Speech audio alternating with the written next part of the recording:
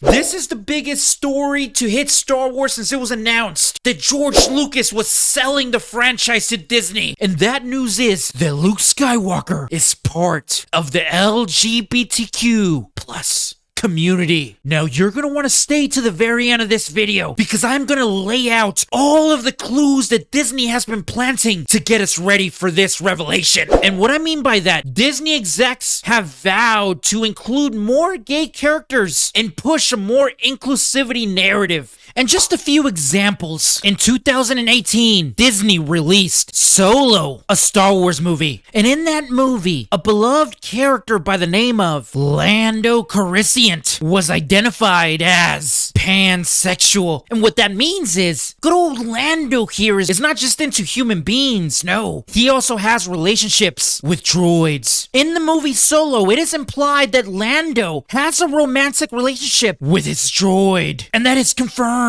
But it doesn't stop there. In a recent Obi-Wan Kenobi story, it is revealed that Obi-Wan Kenobi, when he was a Padawan, had a crush on a fellow male student. But it doesn't end there. In 2022, Disney released a short story that is canon where Luke Skywalker reveals that he is attracted to another dude. And it is here that Disney first introduced the idea that Luke Skywalker could be part of the LGBTQ community. Now, my own personal opinion, I really don't care. I stopped caring about Luke Skywalker the second he threw away his lightsaber in The Last Jedi.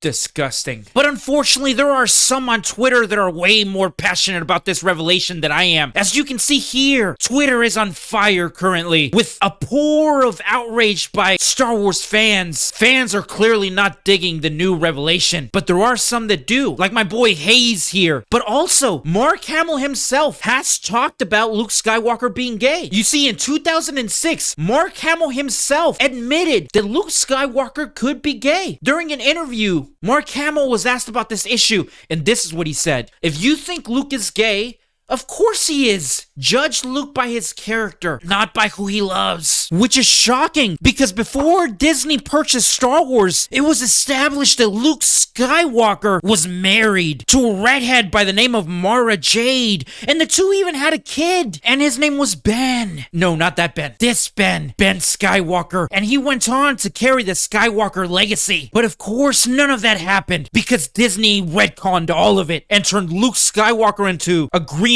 milk drinking loser who abandoned his family and who never had the balls to start a family of his own, just like he did back when Lucas owned the franchise. You see, Star Wars has always been a story about family, about father and son. And after the original trilogy concluded, it was already established that the next generation of Skywalkers was going to be crucial to keeping peace in the galaxy, with Ben Skywalker being a key figure in that story. But all of that changed when Disney purchased Star Wars. They didn't like the idea of a father-son dynamic. No, instead, they wanted to change the character of Luke Skywalker altogether. But they still wanted to keep the idea of a Skywalker being the protector of the galaxy, but not Luke Skywalker or his son. No, the Skywalker they wanted to be the protector of the galaxy is Rey. Rey Skywalker. You see, that's the reason why they made Luke Skywalker into a hermit bum that abandoned his family and never had the balls to go get a family of his own. That's the reason why they killed off Han Solo, Princess Leia, Luke Skywalker, and even Ben Solo. The reason is because they wanted Rey to be the only Skywalker to take the franchise into the future. They didn't want Luke Skywalker to have a family and to have a son, because if Luke Skywalker has a son, Ben Skywalker, then of course he should be the one that should be the focal point to future Star Wars movies. But no, they can't have that because they already have their Skywalker, and that Skywalker is Rey. Don't forget to subscribe. Sensational.